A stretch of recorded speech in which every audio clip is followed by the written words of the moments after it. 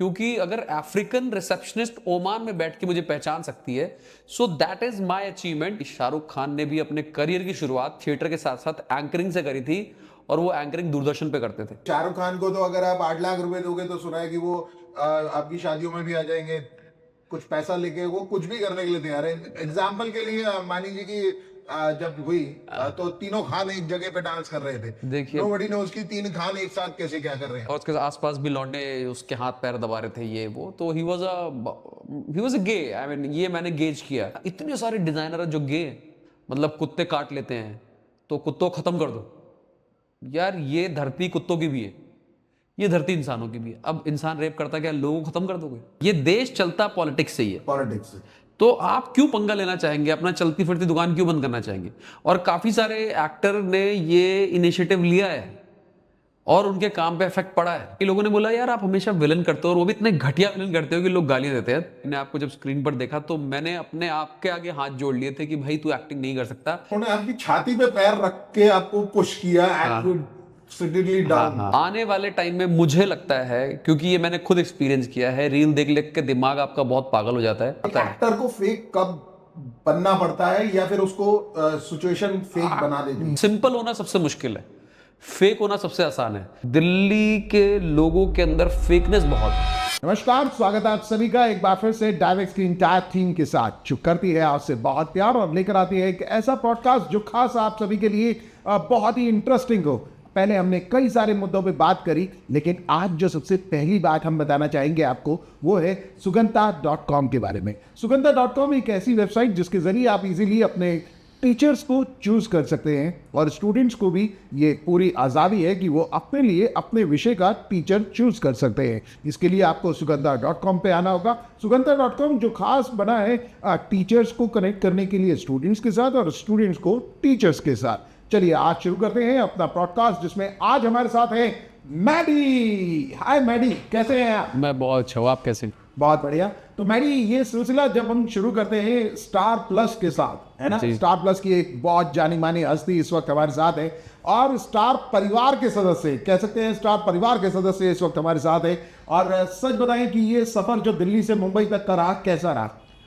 I think सफ़र काफ़ी interesting रहा starting से ही। और शुरुआत तो सपने देखने से ही होती है, हर कोई सपने देखता है। और जब मैं जर्नलिज्म कर रहा था तब नहीं सोचा था कि एक्टिंग करूँगा, लेकिन हाँ, जब मैं छोटा था और जब फिल्में देखता था, और ख़ास तौर से ये मुझे लगता है कि 90% लोग जो होंगे हिंदुस्तान में जो एक्टर बनना चाहते हैं, मोस्टली स्टार्ट उनका सपना हुआ होगा अमिताभ बच्चन को देखकर। तो मैं भी सोचता था कि कभी एक्टिंग करूँगा, ऐसा सोचता था। मतलब ये नहीं सोचा था करूँगा ही करूँगा, क्या पता कर पाऊँ। क्योंकि एंग्री यंग मैन को जब आप स्क्रीन पर देखते हैं, उनका प्रेजेंस देखते हैं, उनका ऑरा देखते हैं, सो यू फील कि yes, this is something that I want to do. तो ये जब जहन में था, जहन में जब आप इस बातों को लेके चलते थे, तो कब ऐसा लगा कि यार ये माइक से दोस्ती हो जाएगी? माइक पे भी आए आप काफ़ी टाइम पहले, और कुछ ऐसे भी सीन रहे आपकी ज़िंदगी में जब माइक से आपको प्यार हो गया? देखिए क्या था कि जब मैंने 12th अपनी क्लियर करी तो उसके बाद कोई कहते हैं ना मार्गदर्शक नहीं था, किसी ने कभी गाइड नहीं किया यहाँ जाना है, वो जाना है, ऐसा जा रहा है। तो मैंने एक बार दिल्ली का एक हिंदी अखबार है, काफ़ी पॉपुलर है, नाम नहीं लेना चाहूँगा क्योंकि पैसे तो देंगे नहीं वो तो उसमें एक छोटा सा क्लिप देखा था कि एक आरजिंग का वर्कशॉप हो रहा है। तो फिर मैंने वो वर्कशॉप अटेंड करने के लिए अपना घर से ग्रेटर कैलाश बस पकड़ के जाता था। 724 नंबर की बस चलती है जनकपुरी से, वो पकड़ के मैं जाता था अपना नेहरू प्लेस ग्रेटर कैलाश के पास। वहाँ पर फिर वॉक करके जाता था, और वहाँ से मैंने आरजेइंग का वर्कशॉप किया।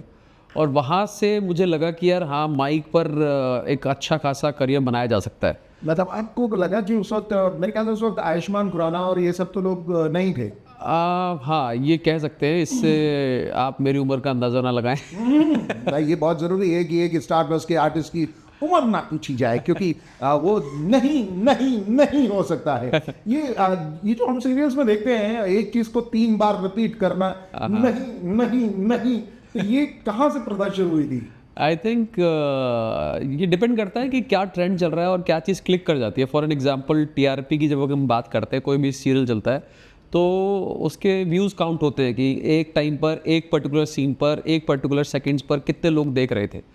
तो शायद एकता कपूर जी ने कभी एक कोई सीरियल बनाया होगा जिसके अंदर ये बाई चांस एक्सपेरिमेंट किया होगा, उस टाइम की टीआरपी हिट करी होगी, उन्होंने रिपीट किया होगा, फिर से टीआरपी हिट करी होगी, तो उनको लगा शायद ये एक बहुत अच्छा फार्मूला है जिससे कि ऑडियंस का अटेंशन ग्रैब किया जाता है, तो शायद तब से स्टार्ट हुआ होगा। नहीं नहीं नहीं। तो आपके साथ कभी ऐसा हुआ कि स्टार प्लस वालों ने आपको बोला हो कि आप भी उसी प्रथा को आगे चलाएं? नहीं, मैं बड़ा लकी रहा हूँ कि मुझे बड़ी रियलिस्टिक एक्टिंग करने का मौका मिला है। जैसे कि मैंने स्टार्ट किया था दूरदर्शन के साथ। सो मैं सबसे पहले बताना चाहता हूँ ऑडियंस को कि आपने जैसे स्टार प्लस कहा, स्टार प्लस का एक बहुत अच्छा शो किया था मैंने, कृष्णा चाहिए लंदन। काफ़ी अच्छा शो था और कानपुर के आसपास की कहानी थी वो। लेकिन असली जो मेरे एक्टिंग करियर की शुरुआत है, जो काफ़ी सारे लोगों को नहीं पता, वो मैंने किया था दूरदर्शन का एक शो आता था वाह चौधरी। सो वाह चौधरी के अंदर मैंने नंदू का रोल प्ले किया था और वहाँ से मेरे करियर का स्टार्ट हुआ था। लेकिन हाँ, ये बताना चाहूँगा, नंदू को जब मैंने स्क्रीन पर देखा, यानी कि अपने आप को जब स्क्रीन पर देखा, तो मैंने अपने आप के आगे हाथ जोड़ लिए थे कि भाई तू एक्टिंग नहीं कर सकता, बिकॉज यू लुक पैथेटिक। तो बहुत ही बकवास नजर आता है स्क्रीन पर। क्या सच में ऐसा होता है एक आर्टिस्ट के लिए कि जब वो एक्टिंग कर रहा होता है या फिर अपना प्रोफेशनली काम कर रहा होता है, लेकिन जब वो उसे स्क्रीन पे देखता है तो उसको खुद अंदर से रियलाइज हो जाता है कि वो जेन्युइन परोस रहा है या नहीं परोस रहा है? हाँ, मतलब अगर आप पिछले अपने एपिसोड्स देखें या पिछले शोज़ देखें, तो वहाँ पर आप डेफिनेटली कहीं ना कहीं, ये मुझे लगता है कि ये जर्नी कभी ख़त्म नहीं होती है। आप रोज़ अपने आप को देखते हैं, रोज़ अपने आप को समझने की कोशिश करते हैं। और मेरे साथ तो ऐसा होता था, ख़ासतौर से जब भी मैं शो करता हूँ, मैं बहुत स्ट्रेस में रहता हूँ। मैं एक सीन ख़त्म करके आता हूँ, फिर रास्ते में सोचता हूँ शायद मैं ऐसे डिलीवर कर देता, इससे अच्छा कर सकता था, मैंने यहाँ पॉज क्यों लिया, सामने वाले एक्टर ने मुझसे ज़्यादा बेहतर कर दिया। और पुराने देखते हैं तो हंसी भी आती है कि यार ये क्या बकवास एक्टिंग है। एवरीडे इम्प्रूवमेंट करने का मौका मिल जाता है मतलब। हाँ, मतलब क्योंकि देखिए, सिंपल होना सबसे मुश्किल है, फेक होना सबसे आसान है, और थिएटर आपको सिंपल होना सिखाता है। एक्टर को फेक कब बनना पड़ता है या फिर उसको सिचुएशन फेक बना देती है? देखिए, ये एक सिक्के के दो पहलू हैं। फेक बन के भी रियल बनना है आपको। देखिए, अगर मैं कैरेक्टर निभा रहा हूँ, शिव जी का कैरेक्टर मैंने किया था, तो आई डोंट, फेमस था, जी टीवी पे था। हाँ। जी टीवी पे आपने इन्हें भोलेनाथ के रूप में देखा है, वैसे भी सावन आने वाले हैं। तो उसका कोई एक डायलॉग अगर याद हो, कोई जो आप पार्वती जी को बोलते थे ऐसा गणेश जी के लिए, हाँ, जो एक तो सिचुएशन को याद आ रही है उस पल की? वो एक ऐसा कैरेक्टर था, क्योंकि उससे पहले मैं सारे ना विलन के कैरेक्टर करता था। जैसे मैंने जी का डिटेक्टिव डीडी किया, उसमें मैंने विष्णु नेगी, नाम देखे लेकिन कहीं ना कहीं ऊपर वाले से जुड़े हुए थे, मैंने विष्णु नेगी किया, वो विलन था। उससे पहले मैंने किया Ajay Parmar. Ajay itself is a name of God, Ajay means हमेशा के लिए अमर। तो उसमें भी विलन का कैरेक्टर किया, लेकिन कई लोगों ने बोला यार आप हमेशा विलन करते हो, और वो भी इतने घटिया विलन करते हो कि लोग गाली देते हैं। तो लकीली मुझे सोबो फिल्म्स का राजा बेटा करने को मिला, उसमें शिवजी का कैरेक्टर किया। और आपने जब कहा ना कि डायलॉग, तो उसके डायलॉग ने काफ़ी ज़्यादा मेरे को इफेक्ट किया है। ऑनेस्टली स्पीकिंग, जब शिवजी कहते हैं पार्वती से कि जो लिखा है वो तो होके रहेगा, उसको ना आप बदल सकते हो ना मैं बदल सकता हूँ, क्योंकि ये सारा का सारा एक गणित है, एल्गोरिदम है, जो आजकल हम जनरली यूज़ करते हैं सोशल मीडिया के लिए। तो सारा का सारा सिस्टम, अगर मैं यहाँ से चल के यहाँ पहुँचूंगा, तो रास्ते में मेरे पैरों के नीचे दब के किस चींटी को मरना है वो तय है। अगर मैं वहाँ चल के नहीं गया तो वो चींटी जिंदा रहेगी, और जिंदा रहेगी तो आगे चल के वो क्या किसको काटने वाली है उसका काटना तय नहीं है, तो काट नहीं सकती, इसलिए मेरे को वहाँ से जाना ही पड़ेगा। तो आई थिंक ये सारा का सारा सिस्टम है ना, वो पूरा बंधा हुआ है। आई think it is pre decide. Serial को करने के बाद आपको अपनी जिंदगी के उस पड़ाव को भी समझ में आया कि what is the next step. किसी के कहने पे या सोचने पे नहीं चलना, जो होना है वो तो होगा ही होगा। बिल्कुल होगा, और ये एक सच्चाई है, मतलब और ये मैं रिलेट करता हूँ जितने भी लोग अभी पॉडकास्ट देख रहे हैं। पहली चीज़ तो ये कि ड्रीम करना बहुत ज़रूरी है, सपने देखने बहुत ज़रूरी है। काम कोई भी छोटा बड़ा नहीं होता, क्योंकि आई स्टिल रिमेंबर मैं जब अपने जर्नलिज्म कर रहा था, तो मैं सैंडविच मेकर का काम करता था, and I use to get 3600 rupees for a month. पूरे महीने करीब 12 घंटे की शिफ्ट हो रही थी, और 12 घंटे में पता नहीं कितने सैंडविचेस और कॉफ़ी बनाता था। और उससे पहले मैं अपनी क्लासेस लेके आता था जर्नलिज्म की, वो तो छोटा बड़ा नहीं होता, बट वहाँ से मुझे काफ़ी कुछ सीखने को मिला था। तो मुझे लगता है कि हाँ, मैटर करता है कि आप क्या काम कर रहे हो, कितनी शिद्दत से कर रहे हो। कॉफी से याद आ गया कि हमारा भी टाइम हो गया है कॉफी ब्रेक लेने का। ब्रेक लेते हैं कॉफी के साथ, वापस मिलते हैं आपको मैडी के साथ। भाई कॉफी की बात आई गई है तो लगातार आपके हाथ में आ चुकी है आपकी प्यारी कॉफी, और चीयर्स कर ले इसी बात पे। क्या बात है, डाइवेक्स की इंटायर टीम पूरा ध्यान रखती है अपने आर्टिस्ट का। और इस वक्त मेरे साथ स्टारबक्स के मैडी ऑन द स्पॉट है। तो मैडी, ये जो कॉफी और प्यार मोहब्बत की बातें थी जो आपने बताई कि जब आप यूजली एक कोई नहीं जानता था कि तो वो जो दोस्त अब मिलते हैं जो आपके साथ काम करते थे, एज अ वर्किंग प्लेस पे काम करते थे, उनसे अभी भी आप संपर्क में? हाँ देखिए, मैं जो मेरे साथ जो सैंडविच बार में काम करते थे वो है मेरे टच में, और वो बहुत अच्छा फील करते हैं कि मैं टेलीविज़न कर रहा हूँ, और वो भी नेशनल सिनेमा, मतलब नेशनल टेलीविज़न कर रहा हूँ, और नेशनल सिनेमा करना चाहता हूँ बहुत जल्दी, इनफैक्ट इंटरनेशनल सिनेमा करना चाहता हूँ। सो ये अभी मतलब अभी मेरा जो एजेंडा है लाइफ का कि ये करना है, और वो डेफिनेटली कर लेंगे, कोई बड़ी बात नहीं है। आई थिंक इट ऑल डिपेंड्स कि आप किस तरीके से सोचते हैं। सोचना बहुत मैटर करता है, और सोचने से मुझे याद आया कि अभी जो ऑडियंस हमारी देख रही है, एक चीज़ आजकल के टाइम में, आपसे जब हम यहाँ गुफ्तगू करने से पहले मैं बैठा हुआ था आप ही के ऑफिस के कलीग के साथ, तो हम यही कह रहे थे कि अब लोगों का सोचना बंद हो गया है। एक टाइम होता था आप और हम बैठ के सोचते थे कि यार हमें जीवन में ये करना है, मुझे ये करना है, हम सपने देखते थे बैठ के, वो डे ड्रीमिंग कह लीजिए, नाइट ड्रीमिंग कह लीजिए। लेकिन अभी के टाइम पे सपने देखने हमने बंद कर दिए, हमने रील देखनी शुरू कर दी है, और रील देखने की वजह से जो हमारे ब्रेन का प्रोसेस है ना, वो इतना फास्ट है कि वो एक पर्टिकुलर इमेज बना ही नहीं पाता कि this is where I want to see my self. लेकिन कहते हैं ना कि बातों से नई बातें भी जुड़ती है। बिल्कुल। मैं आपकी बात में सिर्फ एक बात इंक्लूड करना चाहूंगा, क्योंकि अगर आपकी भी सोच में थोड़ा सा ट्विस्ट आ जाए जी, हो सकता है। देखिए, सपने सभी देखते हैं, सपने देखना बहुत जरूरी है, लेकिन सोते हुए सपने नहीं देखने हैं, आँख खोल के सपने देखने हैं। बिल्कुल बिल्कुल, क्योंकि ये जरूर कहावत में तो बहुत आसान है कहना कि भाई सपने देखिए, सपने देखिए। अब सपने देखने का मतलब तो इंसान तो फटाफट सोने की तैयारी कर लेता है कि चल यार आज रात तो बड़ा चैन से सोऊंगा और एक अच्छा सा सपना देखूंगा। लेकिन सक्सेस उन्हीं को मिलती है जो जाग के सपने देखते हैं। राइट। तो दादा, मेरे मानना यही है कि सपने देखने बहुत ज़रूरी है। सो अब अगर जितनी भी यंगर जनरेशन इस वक्त देख रही है, और मैं फिर रिपीट कर रहा हूँ, जब मैं यंगर जनरेशन कहता हूँ तो including me and you also. What do you think about Gen Z? Gen Z, yes of course, Gen ज़ी।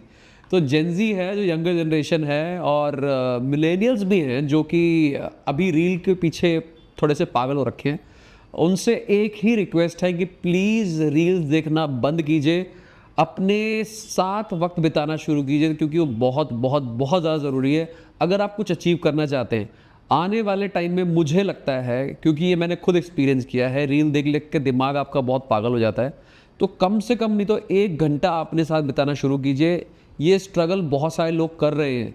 कई गाँव ने, मतलब आप यकीन नहीं माने, गुजरात और हरियाणा के कुछ गाँवों ने मोबाइल फ़ोन्स फेंक दिए लिटरली, क्योंकि ये आपको डेफिनेटली कहीं ना कहीं पागल कर। आज आप लिख नहीं पाते यार, आप जस्ट इमेजिन, आप फेसबुक पे या फिर किसी सोशल मीडिया पे कुछ लिखने जाते हैं, नीचे आपको एक कैप्शन मिलता है, एक बटन मिलता है जिस पे लिखा जाता है हेल्प मी टू राइट। सोचिए, तो आप कुछ भी लिखते हैं, नीचे एक बटन दबाते हैं, एआई आपका लिखने का काम कर देता है। आप रास्ते नहीं ढूंढते क्योंकि आपके पास जीपीएस है ना। तो मुझे लगता है कि आने वाला टाइम आपके ब्रेन को बिल्कुल ख़त्म कर देगा, और यही एक साजिश है जो मुझे ऐसा लगता है। Maybe I am wrong, but क्योंकि मैंने खुद एक्सपीरियंस किया है, एक टाइम पर मैं बिना जीपीएस से कहीं पहुंच जाता था, लेकिन आज यहाँ स्टूडियो में आने के लिए भी मुझे जीपीएस लगाना पड़ा। तो मेरा दिमाग काम नहीं कर रहा है ना उस एंगल पे।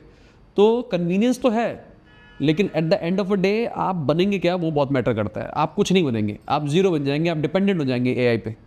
तो better you leave the reels, आप रील्स देखना छोड़िए और अपने साथ 1 घंटा कम से कम बिताइए। उसके बाद भी रील मत देखिए। और रील देखें तो प्लीज़ सब्सक्राइब भी कीजिए, लाइक भी कीजिए, क्योंकि ये जो रील्स देखने के आप 5 या 10 मिनट भी बिताते हैं तो कम से कम एक लाइक और शेयर, वैसे हमारे शो को भी काफ़ी लोग लाइक और share ji, no doubt. But मैं चाहूँगा कि जब हम बात कर रहे थे आपके स्टार्टिंग में, हाँ, तो स्टार्टिंग में कौन सी ऐसी चीज़ें थी जब आप एंकरिंग में एंटर कर गए? अच्छा, वो कुछ बताइए। अच्छा, देखिए क्या हुआ था कि मैंने जब आरजेइंग का वर्कशॉप किया तो मेरा मकसद ये था कि मैं एज एन आरजे काम करूं। बिल्कुल। तो मेरे को पहला काम मिला था, दिल्ली का एक रेडियो स्टेशन है, नाम मैं नहीं ले रहा हूं फिर से क्योंकि दे वोंट पे अस, फ्री में पब्लिसिटी नहीं करते। तो बहुत नामी रेडियो स्टेशन है, एक बहुत नामी न्यूज़ चैनल का रेडियो स्टेशन था वो, और उसका नाम बाद में बदला, रंग के ऊपर उसका नाम बढ़ा, तो मैंने क्लू दिया है आपको। तो मैंने वहाँ पे जब काम किया तो मुझे आप कमेंट करके बीच में बता सकते हैं, नो डाउट। हाँ, अगर आपको लगता है कि आप कमेंट करके बता सकते हैं कि ये किस चैनल की बारे में बात कर रहे हैं, कमेंट करके जरूर बताइए। रंग से रिलेटेड है। रंग से रिलेटेड। तो जब मैंने ज्वाइन किया तो स्टूडियो के अंदर बैठे बैठे बोर हो जाता था यार, मुझे लगता था। और स्टूडियो शायद इससे थोड़ा सा छोटा होगा जिस स्टूडियो में बैठे हैं, फुली एयर कंडीशन और सेटअप लगा हुआ है, बाहर साउंड इंजीनियर है, आपके पास स्क्रिप्ट है, आपको सब कुछ पता है क्या हो रहा है, लेकिन कहीं ना कहीं ऐसा लगता था कि आप डब्बे में बंद हैं। जो आपकी ऑडियंस है ना वो आपको नहीं जानती, ठीक है। तो वो मेरा पहला एक्सपीरियंस था जब मुझे लगा कि यार this is not a right place. उस टाइम पर मुझे करीब 10,000 रुपये मिलते थे। 10,000 रुपये उस टाइम के हिसाब से बहुत बड़ी रकम थी मेरे लिए। सावधान मैडी, इस वक्त आप आरजे अमित माथुर के साथ हैं, और मैंने भी काफी स्टूडियोज में काफी काम किया, लेकिन जी। ये जो डब्बा बंद वाली आप हाँ, बात कर रहे हाँ, हैं, हाँ। यहाँ एक आरजे का अगर एक कनेक्शन होता है तो दिल से होता है। Right. आपको जब वो बोलता है तो लाखों करोड़ों लोग उसे सुन रहे होते हैं, और वो जो बोलता है वो दिल से बोलता है। एक जो कनेक्शन में आप ऑडियंस के साथ बना लेते हैं। मुझे याद है कि कुछ ऐसे आरजेस भी थे जो रेडियो पे हाथ रख के कसम करवाते थे उस टाइम पे, जो कहते थे ध्यान से सुनिए, बहुत ध्यान से सुनिए प्लीज यार, लेडीज अगर आप मेरी बात सुन रहे हैं तो प्लीज आपको आपके रेडियो की कसम, आप रेडियो के पास आ जाइए, सुनाओ कुछ ऐसी हाँ, अच्छी तो बातों पे आते थे हम वो। उन पे पॉइंट आउट नहीं करते, लेकिन डोंट गेट ऑफेंडेड। मुझे ये मेरा नज़रिया था। देखिए अपना अपना नज़रिया है, किसी को आम पसंद है तो किसी को केला, किसी को अमरूद पसंद है तो किसी को शायद अनानास पसंद है। तो मुझे नहीं, मेरे को अच्छा नहीं लगता था। मुझे लगता था कि मेरी दुनिया बंद बड़ी हो बड़ी जाती है। नहीं, मेरी दुनिया बड़ी है, मुझे ऐसा लगता था, मेरी ऑडियंस बड़ी है। और उसका आंसर ये है कि जब मैंने जी के शो किए, अपने स्टार प्लस के शो किए, कलर्स का शो अभी मैं कर रहा हूँ, तो मुझे अभी जैसे मैं ओमान गया रिसेंटली, तो ओमान की रिसेप्शनिस्ट ने मुझे पहचान लिया। उसने बोला अजय, जो मेरा पहला शो था जी के लिए, उसका जो कैरेक्टर का नाम था अजय परमार था, तो उन्होंने मुझे पहचान लिया। तो आई थिंक वो मेरे लिए सबसे बड़ी उपलब्धि है, क्योंकि अगर अफ्रीकन रिसेप्शनिस्ट ओमान में बैठ के मुझे पहचान सकती है, so that is my achievement. और वो मुझे चाहिए था जो कि आपको रेडियो में नहीं मिल सकता, कि आपको रेडियो में देख के पहचाने यार ये वो। क्योंकि देखिए अगर आप दिल्ली रेडियो कर रहे हैं तो दिल्ली तक ही सीमित है, अगर आप पंजाब रेडियो कर रहे हैं तो पंजाब तक सीमित है। हाँ, ऑल इंडिया रेडियो कर रहे हैं तो शायद आप, लेकिन ऑल इंडिया रेडियो का इतना भी वो स्कोप रहा नहीं जितना हुआ करता था एक टाइम पर, क्योंकि FM आ गया। तो मेरा मानना ये था कि क्यों हाँ, और ग्लोब से आता है कि मैं हिंदुस्तान या किसी स्टेट तक सीमित क्यों रहूँ, अगर मैं ओमान में जाके पहचाना जा रहा हूँ। तो ये मेरा नज़रिया था कि मुझे दुनिया पहचाने। और अभी भी मुझे लगता है कि ऑस्ट्रेलिया में जाऊँगा तो मुझे नहीं, ऑस्ट्रेलिया नज़र आ रहा है इसलिए बोल रहा हूँ, तो ऑस्ट्रेलिया जाऊँगा तो शायद मुझे लोग ना पहचाने। तो मैं अब सिनेमा करूँ, उसके लिए अब मुझे फिर एक कदम आगे बढ़ना पड़ेगा। और सिनेमा करूँगा तो शायद ऑस्ट्रेलिया में भी पहचाने, यूके की जब मैं रोड पे चल रहा हूँ तो वहाँ मेरे को लोग पहचाने कि यार ये वो बंदा है। और ये बात शायद आप नरेश गोसेन आप जानते होंगे, अभी उन्होंने काफ़ी सारी फिल्में करी है, इनफैक्ट जवान में भी थे, वो मिनिस्टर का रोल कर रहे थे, उन्होंने मेरे फादर का रोल प्ले किया था मेरे फर्स्ट फिल्म। तो उन्होंने कहा था कि यार जब आपको स्ट्रगल ना करना पड़े ना अपनी पहचान बताने के लिए, then you are a star, otherwise you are nobody. तो ये बात मुझे अभी तक मेरे दिमाग में छपी हुई है कि आप रोड पे चल रहे हो तो आपको ये ना बताना पड़े who I am, people should know who you are. बहुत बड़ी दुनिया को जीतने की ताकत अपनी एक्टिंग के बल पे बहुत कम लोगों ने करी है जी। लेकिन सच मायने में ये है कि जब आप अब बाहर निकलते हैं तो वो पहले वाला मैरी जो कॉफी बनाता था, हाँ, हाँ। या लोगों के साथ एक नॉर्मल जिंदगी थी, अब और उस जिंदगी में क्या फर्क है? देखिए बहुत ज़्यादा फ़र्क तो नहीं आया, बल्कि मुझे लगता है कि जब आप टेलीविज़न कर रहे होते हैं तो आपको ज़्यादा हम्बल होना पड़ता है, क्योंकि आप थोड़ा सा भी नखरे दिखाते हैं। क्योंकि देखिए अगर मैं दिल्ली सर्कल की बात करूं तो दिल्ली में बहुत सारे एंकर हैं, जो कि मैं भी उस दौर से गुजर चुका हूं, अभी भी करता हूं, अगर डिपेंड करता है ऑन अवेलेबिलिटी। तो जितने भी एंकर हैं मोस्टली वो अपने आप को बहुत फन्ने कहाँ समझते हैं, जबकि उन्होंने ऐसा कुछ नहीं बड़ा अचीव कर लिया, लेकिन फन्ने कहाँ समझते हैं। लेकिन मैं टेलीविज़न करने के बाद ये समझने लग गया हूँ कि मुझे ज़्यादा हम्बल होना पड़ेगा, क्योंकि अगर ज़्यादा हवाबाजी करता हूँ या अपने आप को बहुत दे दिखाता हूँ कि that I am larger than life, और है ना, तो शायद मैं एक एरोगेंस वाली कैटेगरी में जाऊँ कि यार इसमें घमंड आ गया है, ये एटीट्यूड कैरी करता है। क्योंकि इंसान ना बहुत जल्दी आपको जज कर ले जाता है, डेफिनेटली, है ना, और बहुत इंसान की ये फितरत है कि वो जज करेगा ही करेगा आपको। अरे यार ये ऐसा कर रहा है, ऐसा कर रहा है, वैसा कर रहा है, ऐसा कर रहा है। अगर मैं मर्सिडीज से उतर के आ रहा हूँ और ये चीज़ मुंबई ने मुझे सिखाई है, मैं फिर रिपीट कर रहा हूँ, दिल्ली के लोगों के अंदर फेकनेस बहुत है। घर में शायद सोने का बिस्तर नहीं होगा, लेकिन बाहर एक बड़ी गाड़ी में घूम रहा होगा बंदा, है ना। तो फेकनेस बहुत है, और एटीट्यूड वो कैरी करता, वो आपने क्या किया उससे एटीट्यूड नहीं कैरी करता, वो कौन सी गाड़ी से ट्रैवल कर रहा है। और मुझे एक बार याद है कि एक बहुत बड़े इवेंट प्लानर हैं, तो मैं ऐसे ही बैठा हुआ था उनके साथ, तो उन्होंने बोला, यार मैडी हमें एंकर की तलाश है, आप अवेलेबल नहीं हो तो क्या करा जाए। मैंने कहा मेरे एक सीनियर हैं, और जैसे कि आप मेरे सीनियर हो, है ना। सीनियर का जो फंडा होता है ना, बड़े प्यार से टैग लगा दिया जाता है, you are a senior, you are a senior. ये बहुत इंडस्ट्री में टांग खींचने का फंडा भी हो जाता है, देखिए, क्योंकि आपको ओल्ड बनाने की कोशिश की जाती है कि देखो, नहीं यार, तो आप ओल्ड इज गोल्ड ऑलवेज। तो मैं देखो उसके पीछे एक रीज़न होता था। आई थिंक ये संस्कार होते हैं जो मैं आज की जनरेशन को भी समझाना चाहूँगा। आप जब पैदा होते हैं, पापा तब भी पापा होते हैं। जब आप बड़े हो जाते हैं तब भी पापा पापा ही होते हैं। आप पापा को ये नहीं बोलते हो भाई ओए इधर आ, ऐसा नहीं बोलते ना। आप उनसे चाहे हाइट में बड़े हो जाए, बेल्ट में बड़े हो जाए, तब भी आप पापा ही बोलते हैं। So this is a very basic etiquettes, this is a very, वो संस्कार होते हैं ना हिंदुस्तान के, जो बड़ा है वो बड़ा ही रहेगा। वो यार बच्चा है तो मेरा, ये भी बहुत अच्छा सॉलिड रहा था। एग्जैक्टली और वो भी इतने पुराने एक्टर्स को, बेटी साहब को जब लिया गया, बहुत कुछ चेंजेस आए हैं लाइफ में। अभी भी इंडस्ट्री में भी काफी चेंजेस हम देख रहे हैं, बिल्कुल। देखो सीनियर के नाम पे। यार मेरा मानना ये है कि फिर और अगर आपके अंदर ये तमीज़ है, सीनियरिटी को आप रिस्पेक्ट करते हैं, तो आप ये सोचिए अगर आप वो चीज़ पोर्ट्रे कर रहे हैं, वो चीज़ प्रोजेक्ट कर रहे हैं, कल को जाके आप भी तो सीनियर होंगे। अगर आपने 10 फिल्में कर ली हैं, जो पहली फिल्म करने वाला आपके कंधे पे आके हाथ रख दे और कैसा है, तो आप पे क्या बीतेगी। तो ये तो जीवन का चक्र है, चलता रहेगा। और हर पन्ने जब पलटता है तो कहानी में कुछ ना कुछ तो बदलाव आते ही है। और जो ज़िंदगी है वो किताब की तरह है, हर पन्ना पलटता ही जा रहा है, एक टाइम के बाद किताब बंद भी होनी है, खुली है। तो ये एंकरिंग की किताब अभी बंद हो गई है या अभी भी जारी है? आई थिंक एंकरिंग की किताब शाहरुख खान ने बंद नहीं करी तो हम कैसे बंद कर सकते हैं। अगर जो हमारी ऑडियंस है उनको बता दें कि शाहरुख खान ने भी अपने करियर की शुरुआत थिएटर के साथ साथ एंकरिंग से करी थी, और वो एंकरिंग दूरदर्शन पे करते थे। शायद उसकी मिमिक्री भी आप बहुत अच्छी करते हैं, थोड़ा सा अगर करना चाहें। मेरे ख्याल से तो यहाँ शाहरुख खान और आमिर खान की लोग कुछ ज्यादा आ रही है, क्योंकि ये लोग बोलते हैं आपको कि आप आमिर खान को थोड़ा कॉपी कर रहे हैं, ऐसे ऐसे करते हैं। अरे यार मैं तो पहले ही कह रहा था, मैं तो पहले ये कह रहा था, थोड़ा फेस कट वैसा ही होता जा रहा है, बॉडी भी वैसी बनती जा रही है। तो 4 शादियां कब कर रहे हैं? मतलब 3 तो हो चुकी हैं। नहीं देखिए, मेरा मानना ये है कि मैं, अच्छा इससे आपने जैसे कहा ना कि इन्फ्लुएंस, तो एज एन एक्टर मुझे लगता है मैं बहुत वल्नरेबल हूँ, मैं बहुत जल्दी इन्फ्लुएंस हो जाता हूँ चीज़ों से। तो मैं कोशिश करता हूँ फिल्में ना देखूँ। फिल्में ना देखूँ तो एक्टिंग कैसे आएगी?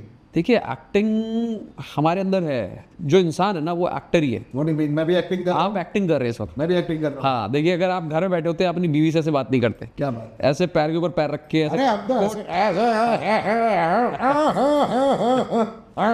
हाँ, तो आप कोट पहन के ऐसे आप वहाँ पे नॉर्मल रहते हैं।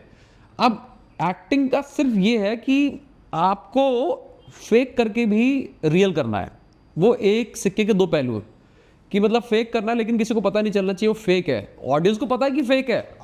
बिल्कुल, ऑडियंस तो बहुत सोचिए, आप ये सोचिए कि ऑडियंस को पता है कि ये शाहरुख खान है, लेकिन वो अगर वीर ज़रा का रोल प्ले कर रहा है तो वो उसको वीर की तरह ही देखते हैं। आप सोचिए कितना बड़ा आंखों पे धूल झोंकना है, लेकिन ये पता भी नहीं चलने देना कि आप धूल झोंक रहे हैं। आप सोच रहे कितनी बड़ी, मतलब ये मतलब अजीब सी बात है। It's an irony. लोग आपको देखना चाहते हैं, आपकी फैन फॉलोइंग है, लेकिन आपको अलग अलग किरदारों में देखना चाहते हैं, तो आपको उस किरदार की तरह ही दिखना है।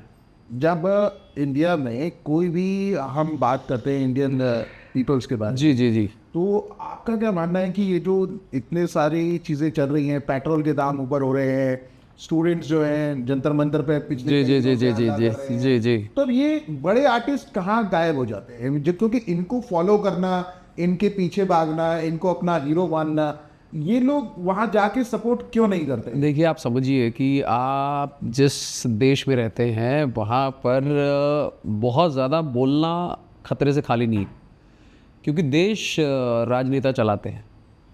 आप बोलेंगे और हिंदुस्तान में कमियां निकालना बहुत आसान बात है, और हिंदुस्तान में कमियों की बदौलत बहुत सारे काम भी होते हैं। तो अगर एक एक्टर कुछ बोलता है, क्योंकि he is just an actor, मैं मानता हूँ कि वो बहुत सारे लोगों का हीरो है, रियलिटी से उसका कोई मतलब हाँ रियलिटी से उससे देखिए वो किरदार निभा रहा है। अगर वो ज़्यादा पॉलिटिकल उसमें घुसेगा तो उसके काम पे बहुत फर्क पड़ेगा। मतलब अगर आमिर खान बोल दें कि भैया कॉलगेट यूज करो, हाँ तो लोग ज्यादा से ज्यादा कॉलगेट यूज करना शुरू कर देते हैं। हाँ हाँ अगर शाहरुख खान बोल दे कि भाई स्कूटी यूज करो, तो वो स्कूटी सबसे ज्यादा बिकने लगती है। बिल्कुल बिल्कुल। अगर श्री श्री 108 अमिताभ बच्चन साहब कुछ बोल दें कि भाई ये ड्रिंक बहुत अच्छी है, तो लोग उसी को पीना शुरू कर देते हैं। हाँ मुझे लगता है कि वो ब्रांड वैल्यू है, वो ब्रांड वैल्यू जो डेवलप कर रखी है उन्होंने, तो मैं वही कह रहा हूँ ना, उसको वो अगर पॉलिटिकल उस पर लेकर आ जाएंगे तो देखिए आदमी जब वो रहता है ना तालाब में, तो मगरमच्छ से दुश्मनी नहीं करता। आप मगरमच्छ सरकार को बोलना चाहते हैं? नहीं नहीं नहीं नहीं, मैं आपको एग्जाम्पल दे रहा हूँ। देखिए ये देश चलता पॉलिटिक्स से ही है, पॉलिटिक्स से।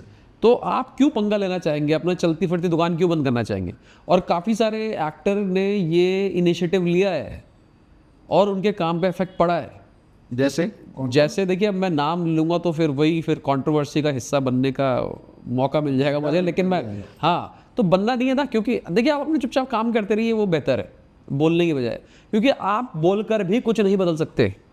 सपोज आपने बोल दिया जोश में कि ये देश मेरा है, ये है, मैं वो कर दूंगा, ये गलत हो रहा है, आपने बोल तो दिया। आपकी एक ऑडियंस है, वो आपको एज एन एक्टर मानती है, उसमें से शायद 20% आपकी बात माने, अरे ये वाली पार्टी गलत है, मैं उसके खिलाफ हो जाता हूँ, क्या फ़र्क पड़ेगा?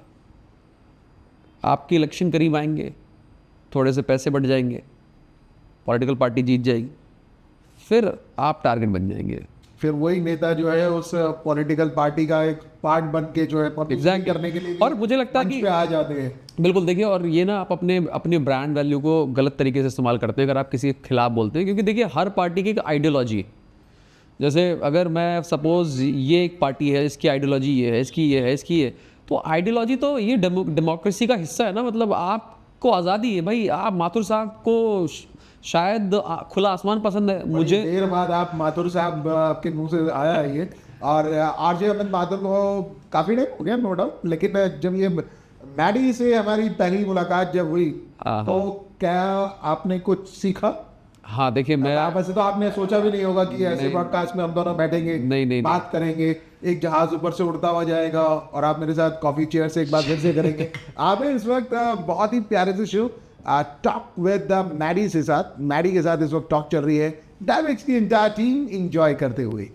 हाँ तो पहली मुलाकात में बताना चाहूँगा, माथुर साहब मेरे सीनियर हैं, और मैं फिर उसको रिपीट करना चाहूँगा, मैं उस कॉन्टेक्स्ट में नहीं बोल रहा age wise, but as a professional he is my senior. और मैं इनसे एक मुलाकात हुई थी, हम एक प्रमोशनल शो कर रहे थे, आई think it was around a college, कोई कॉलेज था साउथ कैंपस का, और वहाँ पर हमारी मुलाकात हुई थी। और आपके साथ साथ और भी लोग थे वहाँ पर मेरे ख्याल से ना, तो उस दिन से लेकर आज तक तो I always address him like Mathur साहब, है ना। तो ये तो हमेशा ही रहेगा।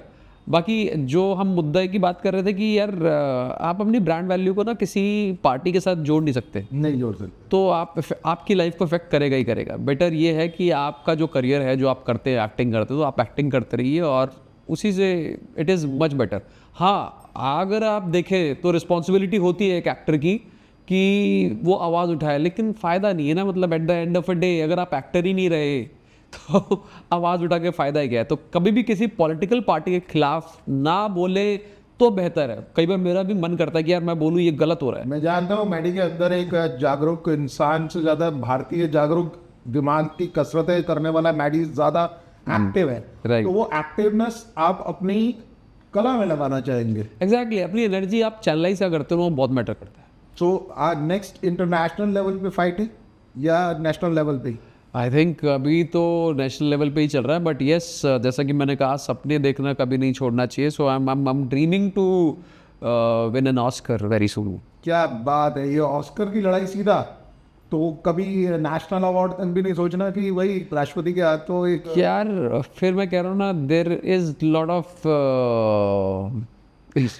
तो इंटरनेशनल लेवल की जो मूवीज अभी तक जो ऑस्कर की दौड़ में होती है इंडिया की तरफ से, कौन सी ऐसी मूवी है जो आपको लगा कि यार ये मूवी मेरे को मिलनी चाहिए थी, मैं इसमें और अच्छी तरह रंग बन सकता था? देखिए, मैंने पहले भी कहा कि मैं ना मूवीज़ देखता नहीं बहुत ज़्यादा, और जैसे कि लगान को ऑस्कर के लिए नॉमिनेशन मिला था, तो लगान बहुत अच्छी मूवी थी और बहुत अच्छे से उसको पोर्ट्रे किया गया, जिस तरीके का भी स्टोरी था। बट मैंने अभी तक तो किसी फ्रेम में ही नहीं देखा, और शुरू से भी मैं बोल रहा हूँ ना, मूवी देख के अगर आप इन्फ्लुएंस हो रहे हैं, जैसे अभी रिसेंटली वो आई है धुरंधर, तो धुरंधर देख के लगता है कि आई थिंक यार this is the kind of movie that I want to do current उस सिनेरियो के अंदर। उससे पहले मैं बहुत ज़्यादा इन्फ्लुएंस हुआ था रॉकस्टार के साथ, जब रणबीर कपूर की मूवी आई थी, तो वो भी काफ़ी इन्फ्लुएंशियल मूवी थी। और अगर रोमांस की बात करें तो फिर yes of course Shahrukh Khan is somebody who pulls it off.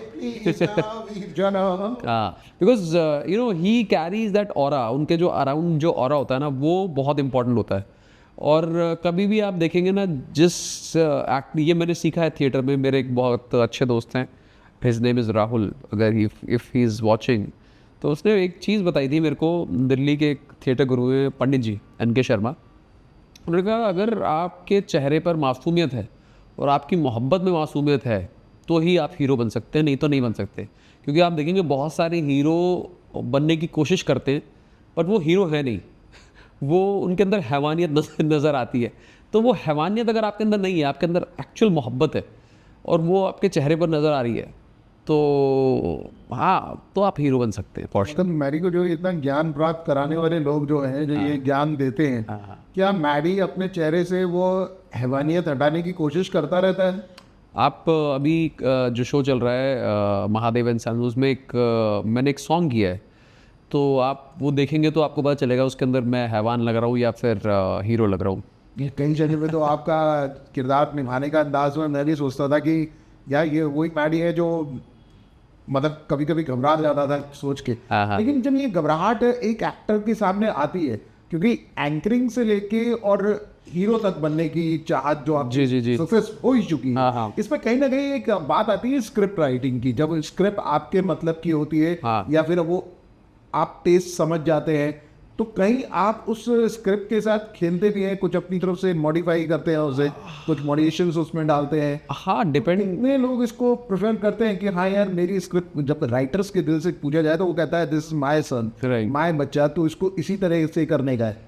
देखिए, अगर हम प्रोफेशनलिज्म की बात करें तो बच्चन साहब इकलौते, जितना मुझे पता है, कि वो कभी भी स्क्रिप्ट के परे नहीं जाते, क्योंकि वो चाहते हैं कि टाइम बचे, प्रोडक्शन कॉस्ट बचे, सामने वाले एक्टर को कोई ऐसा कन्फ्यूजन ना हो, क्योंकि उनका ऑरा इतना बड़ा है, उनको देखकर वैसे ही लोग घबरा जाते होंगे फॉर श्योर।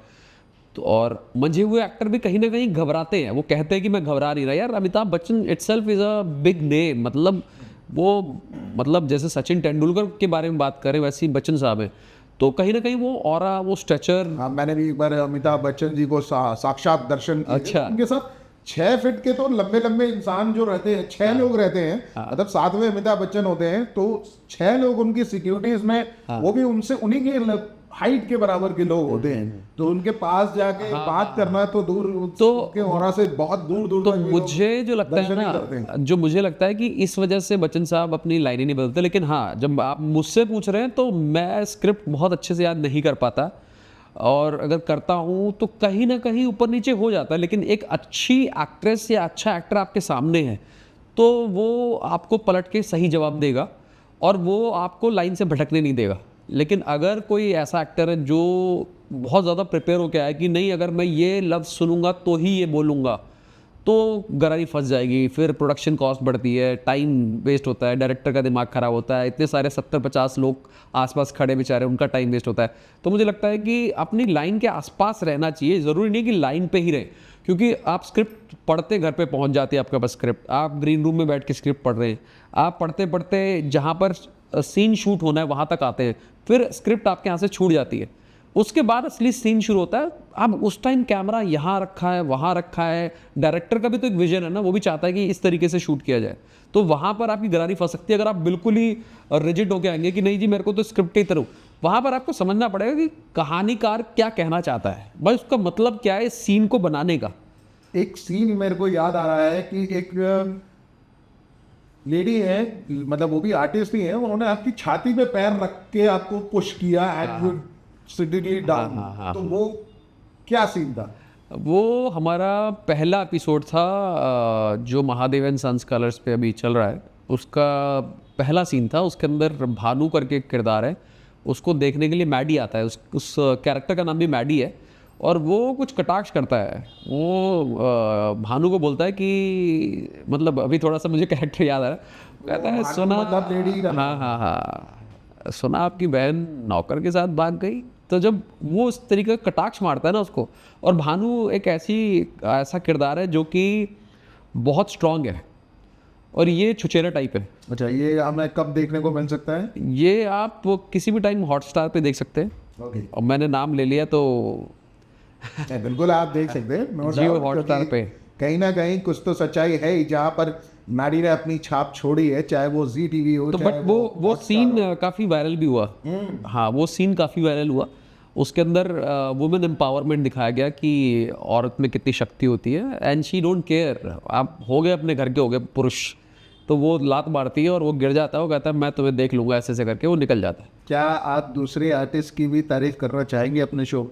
देखिए, मेरे हिसाब से तो मैं फिर रिपीट कर रहा हूँ, भानु का जो किरदार निभा रही है अभी कलर्स के अंदर, अभी तो शायद शो का हिस्सा नहीं है वो, but she is a very senior actress. और वो नई, सच में उनके अंदर वही करंट है, वही ईगो है, या फिर वो वैसी बड़ी नहीं नहीं, मतलब देखिए, जितना बड़ा एक्टर होगा वो अपने आसपास एक शील्ड बना के चलता ज़रूर है, क्योंकि ना लोग एडवांटेज लेते हैं।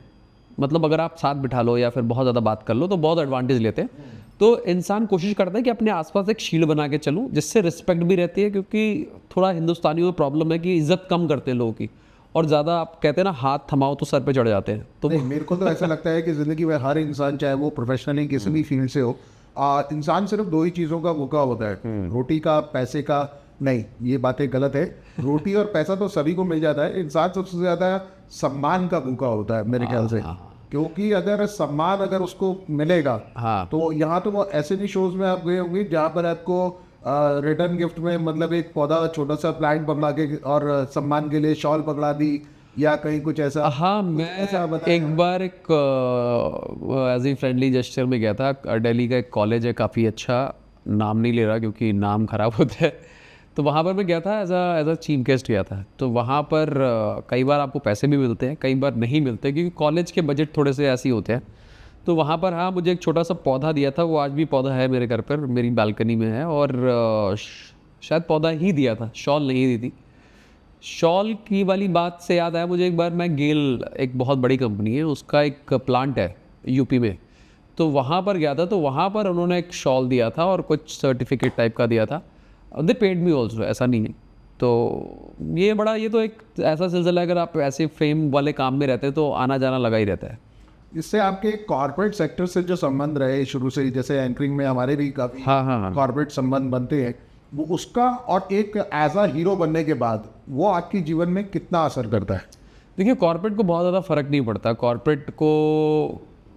कॉर्पोरेट आपके साथ तभी काम करना चाहता है, या तो आप बहुत बड़ा नाम हो, और या फिर आपकी कम्युनिकेशन बहुत अच्छी हो। एज एन एंकर वो आपकी कम्युनिकेशन देखते हैं कि आपका डिक्शन कितना अच्छा है, आपकी इंग्लिश कितनी अच्छी है, आप कितना पकड़ के रखते हैं, कितना एंटरटेन करते हैं। और एज एन एक्टर मुझे लगता है कि बहुत ज़्यादा कनेक्ट कर पाए हुए कॉर्पोरेट से। लेकिन हाँ, रियल लाइफ में सोशल इवेंट्स के अंदर आपको बहुत तवज्जो मिलता है। बट कॉर्पोरेट के लिए आपको जैसे मेरे को एक बार TLC का ऑफर आया था ट्रैवल शो करने का। तो अगर मैं वो ट्रैवल शो करता एज एन एंकर तो शायद तवज्जो मिलता, क्योंकि वो एक एंकर को ही तवज्जो देते हैं, because they need anchor, they don't need an actor. तो ये डिफरेंस है कॉर्पोरेट के अंदर। ये चीज़ें आती हैं। जैसे MTV और इन सब के जो एंकर हैं उनको तवज्जो दिया जाता है बिकॉज दे आर एंकर, उनको एंकर चाहिए। हाँ, अगर they need somebody for their brand promotion, Shahrukh Khan को अगर हम वो बुला रहे हैं तो वो उनको एज अ ब्रांड एम्बेसडर बुलाएंगे, या फिर बहुत स्पेशल इवेंट पर एज अ गेस्ट बुलाएंगे।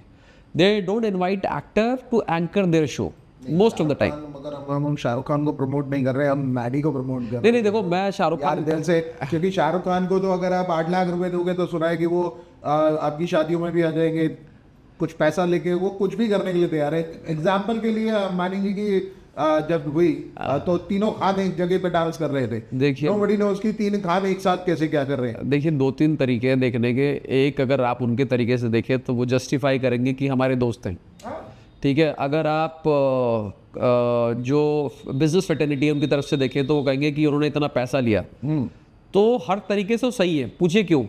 अगर सपोज अगर उनकी दोस्ती में उन्होंने एंकरिंग करी तो भी अच्छी बात है, क्योंकि एक ऐसे बिजनेस हाउस के साथ आप दोस्ती रखना चाहते हैं जिनका जियो सिनेमा, एक जियो फिल्म्स, मतलब यो प्रोडक्शन में कल को आप कोई फिल्म बना रहे हो वो प्रोड्यूस कर सकते हैं ना, तो आप उनसे अच्छी बना के रखना चाहते हैं। अगर आपने पैसा लिया 5 करोड़, 10 करोड़, 3 करोड़, 4 करोड़, 1 करोड़, तो भी तो अच्छा है ना। आपने 10-15 मिनट एंकरिंग करी, 1 करोड़ रुपए आ गया आपके पास, 100 लाख रुपए मतलब मायने रखता है ना, तो वो भी अच्छी बात है। तो हर एंगल से अच्छा है। चाहे वो 100 करोड़ आए या कहीं पे भी आए, जब मुंबई में बारिश होती है, जैसे कि अभी दौर चल रहा है जी मुंबई में बारिश का, हाँ। तो चाहे वो श्री श्री 108 से हटके अगर अमिताभ बच्चन के घर की बात करें या अमरीश पुरी साहब की बात करें, उनका घर हो गया, अजय देवगन साहब का 100 करोड़ का बंगला पानी में बह रहा है, वहां पे मतलब इतना ज्यादा जो खराब होता है चीजें, तो वो इंडस्ट्री को कितना नुकसान करता है। शूटिंग रुक जाती है, सब कितनों के घर रुक जाते हैं, पैसा नहीं आता, हर धाड़ी खत्म हो जाती है। जी जी जी तो जी। उस हिसाब से इंडस्ट्री को थोड़ा चेंज नहीं होना चाहिए उस जगह से, उस लोकेशन से।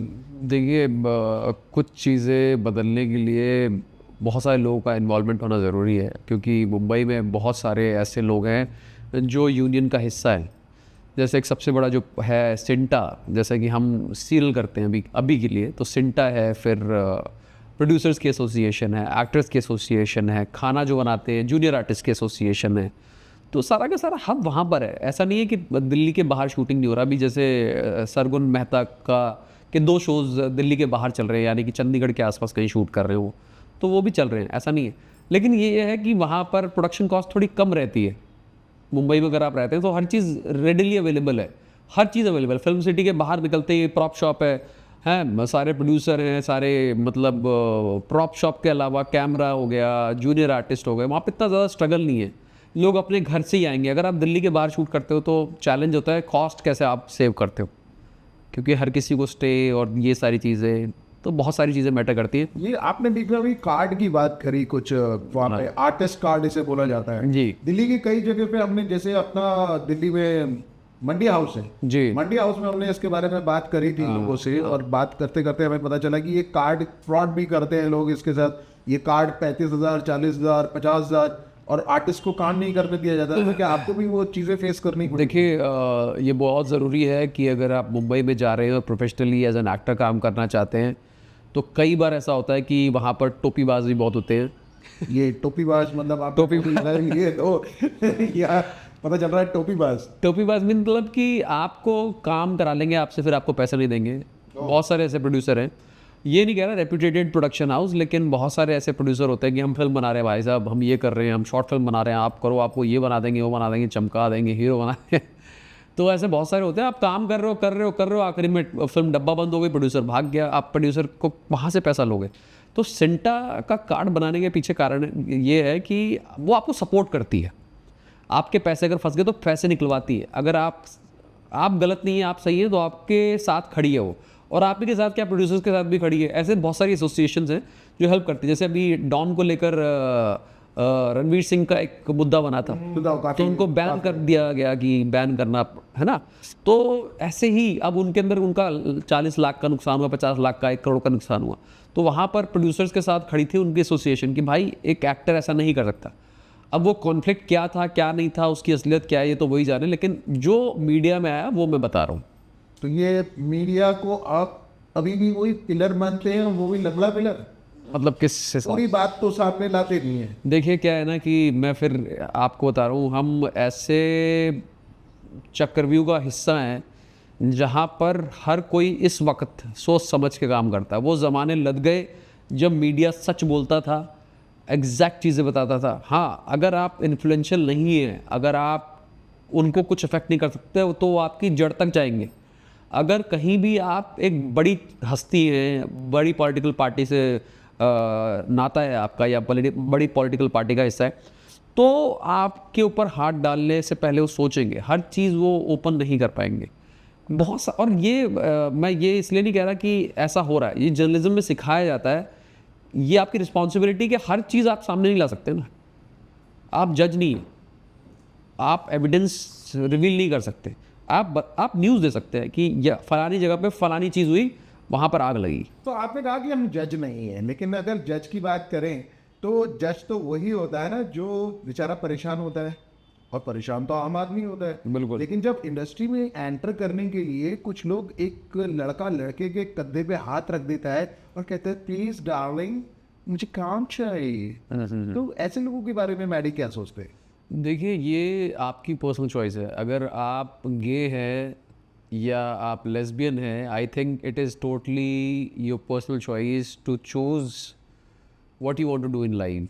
गे कोई बनता नहीं है, मुझे लगता है गे आप पैदा होते हैं, गे बना नहीं जाता ना। आप सोचिए कि आपके अंदर वो किरदार ही नहीं ऊपर वाले ने डाला, आपके अंदर शायद वो हार्मोन्स ही नहीं है कि आप एक लड़के की तरह बिहेव करें। फिर भी मैं कहूँगा आधी की बात से खट नहीं गया भाई, कि आपने कहा था कि एक करेक्टर में घुसने के लिए इंसान जो है, कई लोगों ने गे की एक्टिंग भी की है। अरे नहीं, आप समझे नहीं, मतलब अगर आप ये कह रहे हैं कि इंडस्ट्री में घुसने के लिए इंसान जो है कॉम्प्रोमाइज़ करता है। कॉम्प्रोमाइज भी करता है, कुछ नहीं भी होती गे, लेकिन वो उस तरह का बिहेव करना शुरू कर देते हैं अच्छा, कि अच्छा, बहुत तरीके से अपनी मंजिल को पाने के लिए वो गे समझ गए, ज्वाइन भी करते समझ गए। देखिए, वो एक स्मार्ट मूव है। अगर कोई गे नहीं है लेकिन वो किसी गे को एंटरटेन कर रहा है, तो वो टोटली उसकी चॉइस है कि वो एक गे के साथ रिलेशनशिप में आना चाहता है या एक लड़की। एक्सपीरियंस आपके साथ हुआ हो कुछ ऐसा? देखिए, मेरे साथ इनिशियली जब मैं दिल्ली में था और जब मैं मॉडल बनना चाहता था, तो मुझे याद है कि मैं एक बार मंडी हाउस से वॉक करता हुआ निकल रहा था, और तब मैं सोचता था कि I look like a model. और मैं वॉक करता हुआ जा रहा था, तो एक गाड़ी रुकी, बड़ा फिल्मी सीन है, और गाड़ी रुकी, उस बंदे ने मुझे अपना कार्ड दिया। नाम मैं फिर नहीं लेना चाहूँगा, मुझे नाम अभी भी याद है। उसने मुझे अपने कनॉट प्लेस के ऑफिस में बुलाया, और जब मैं वहाँ पहुँचा तो he was half naked, like he was in short knickers, और उसके आसपास भी लौंडे उसके हाथ पैर दबा रहे थे, ये वो। तो he was a gay, I mean ये मैंने गेज किया। और अच्छी बात ये थी कि मैं वहाँ पर अपनी मम्मी के साथ गया था, because I was very young. तो मेरे को लगा कि शायद मुझे एक ब्रेक मिलने वाला है, मम्मी चलो मज़ा आ गया, ये तो सर ने कार्ड दिया मुझे। और वो भी फिल्मी सीन हुआ ना कि आप रोड पे चलते जा रहे हो, गाड़ी रुकती है बड़ी, ये ले मेरा कार्ड, अगर तू कुछ बनना चाहता है तो आ जाइयो। मैं पहुंच गया और देखा तो अंदर सीन ही कुछ और चल रहा है। तो ये लकी था कि मम्मी थी साथ में, और मैं उल्टे पाँव भागा और कभी उस तरफ पलट के नहीं देखा। लेकिन हाँ, ये बहुत कॉमन ट्रेट है, ये गे होना और लेस्बियन होना। ये फिर मैं रिपीट कर रहा हूँ, it is not your choice actually. You born as a gay, you born as a lesbian. हाँ, उनके साथ रिलेशनशिप में आना is your choice. If you want to get kissed by a boy, अगर आप एक लड़का लड़के को चूमना चाहता है तो वो आपकी चॉइस है, आपको मज़ा आता है उसमें। एक लड़का लड़की को चूमना चाहता है तो वो भी आपकी चॉइस है, उसके अंदर आप ये नहीं कह सकते कि यार ये गलत हो रहा है। क्योंकि at the end of a day यार, इंसान होना बहुत ज़रूरी है। अब एक बहुत बड़े डायरेक्टर है, उनका नाम मैं फिर नहीं ले रहा हूँ कि कंट्रोवर्सी में नहीं पढ़ना चाहता। ही इज़ अ रेप्यूटेटेड डायरेक्टर, बहुत बड़े डायरेक्टर है, मतलब इतनी बढ़िया कमाल की फिल्में बनाई है उन्होंने। बट ही इज़ अ गे, और प्राउडली फील करते हैं he is a gay, that's it. तो उनकी क्रिएटिविटी में कोई कमी नहीं आई ना। इतने सारे डिज़ाइनर हैं जो गे हैं, करोड़ों अरबों रुपए कमा रहे हैं, इंटरनेशनली काम कर रहे हैं, वो गे है। तो आप उनसे कंपेयर नहीं कर सकते ना कि यार ये गे है तो यार ये सक्सेसफुल नहीं हो सकता। That is his personal life, that is his personal choice. काम में वो कभी उस चीज़ के आड़े नहीं आती चीज़, तो that is a different thing. हाँ, अगर आप उसको सीढ़ी बना के आगे बढ़ना चाहते हैं तो बहुत सारे एक्टर्स ने किया होगा, बहुत सारे मॉडल्स ने किया होगा, कॉम्प्रोमाइज़ किया होगा, करना पड़ता है लाइफ में लोग। इस इंडस्ट्री में अगर किसी बच्चे को हम आगे प्रमोट करते हैं, चाहे वो लड़का ही क्यों ना हो, जी। पहले तो लोग कहते थे कि ये इस लाइन में गर्ल्स को मत भेजो, हालांकि मैं अपने बच्चों के बारे में अगर सोचूं तो मैं चाहूँ कि हीरो बना दूं। हाँ। तो वो कहाँ तक जायज़ है कि लड़के सेफ है इस लाइन में? देखिए, मैं फिर रिपीट करता हूँ, कुछ चीज़ें कहीं भी सेफ़ नहीं है। जैसे देश में ये बहुत चल रहा है, कुत्ते सेफ़ नहीं है, मतलब कुत्ते काट लेते हैं तो कुत्तों ख़त्म कर दो। यार ये धरती कुत्तों की भी है, ये धरती इंसानों की भी है। अब इंसान रेप करता, क्या लोगों को ख़त्म कर दोगे? जेल भरी पड़ी है क्रिमिनल से, पर ह्यूमन्स को तो आपने ख़त्म नहीं किया ना, सबको ख़त्म कर दो। कुत्तों के पीछे बढ़ गए, कुत्तों को ख़त्म कर दो। जबकि ब्राज़ील और बहुत सारे ऐसी कंट्रीज़ हैं जहाँ पर उनको चेन से बांधना भी क्राइम है। यहाँ पर हिंदुस्तान में गाय हमारी माता है बोला जाता है, हम मानते हैं, लेकिन डॉग भी एक हमारे भगवान के साथ चलते हैं। आपको पता होगा महाभारत में एक किरदार है जिन्होंने कहा था कि मैं स्वर्ग में नहीं जाऊंगा अगर मेरा कुत्ता मेरे साथ नहीं जाएगा। तो कुत्ते की इतनी आप अहमियत है। सच में ज्ञानी हो गए फिर, मतलब सच बताऊं तो शिवजी का किरदार निभाने के बाद जो है मैडी को बहुत ज्यादा ज्ञान हो गया। नहीं नहीं नहीं, इनफैक्ट आप नेपाल में देखेंगे तो डॉग को पूजा जाता है, उनका एक फेस्टिवल आता है। तो और डॉग आपकी दुनिया में नहीं आए, आप डॉग की दुनिया में जा रहे हैं। अगर आप शेर जंगल से आपके घर में आ रहा है तो आपने उसके जंगल में घर बनाया है, शेर ने आपके घर में जंगल नहीं बनाया। तो आपको इंसानों को मारने की, आपको जानवर को मारने की कोई इजाज़त नहीं है। लेकिन अब कलयुग है तो लोग कर रहे हैं और इसका खामियाजा भी बहुत जल्दी भुगतेंगे, मेरा मानना ही है। बहुत बढ़िया, बहुत बढ़िया। लेकिन कभी कहीं ना कहीं मैडी जो पहले बहुत ज्यादा उन लोगों को बहुत ज्यादा तवज्जो देता था जो लोग उनकी कमीशंस या इन चीज़ों पे चलते थे, क्योंकि इंडस्ट्री में आने के लिए लोगों को अपने बहुत मेहनत का पैसा जो आपका था वो बहुत लोगों ने खाया है, नो डाउट। देखिए ये बहुत अगर आपको धंधा करना है तो चंदा तो चढ़ाना पड़ेगा। देखिए चंदा मतलब ऐसा भी था कि वो और चंदन 70% मतलब अपनी मेहनत का पैसा 70% आप ऐसे इंसान को दे रहे हैं जो घर बैठ के सो रहा है और वो आपसे बस काम करवा के या काम दे के खुश कर रहा है आपको। देखिए ये ना बड़ी पुरानी प्रथा है। मतलब अगर आप देखें आज भी फिल्मों में काफ़ी सारे एक्टर, काफ़ी सारे टेक्नीशियन, काफ़ी सारे सिंगर, काफ़ी सारे उनको ब्रेक मिलता है। और आज भी फिल्मों में कई सिंगर फ्री में गाते हैं। वो फिल्में आपको फेम दे रही है, आप उस फेम को इवेंट्स में कैश करते हैं, आज एज अ ब्रांड बन जाते हैं, फिर करोड़ों रुपए बनाते हैं। नहीं बनते आप ही किस्मत, बन जाते हैं तो शाहरुख खान बन जाते हैं, अगर नहीं बनते तो फिर आप कुछ भी नहीं बन पाते। बहुत सारे एक्टर हैं जिन्होंने बहुत काम किया लेकिन वो ब्रांड नहीं है।